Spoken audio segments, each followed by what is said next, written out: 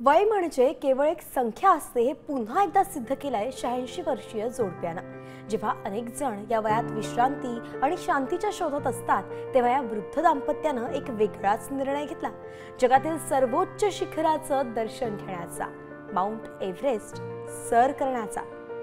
या प्रवासात त्यांच्या पाठीशी सतत उभी होती त्यांची अर्धांगिनी, जी प्रत्येक कठीण टप्प्यावरती त्यांच्या हातात हात धरून चालत होती।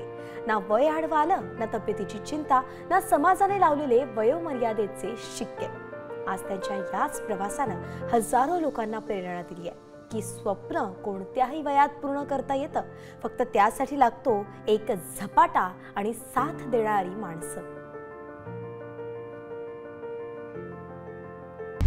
आता isakal.com आहे देशातील नंबर 1 ची मराठी न्यूज वेबसाईट। प्रत्येक अपडेटसाठी isakal.com ला नक्की भेट द्या।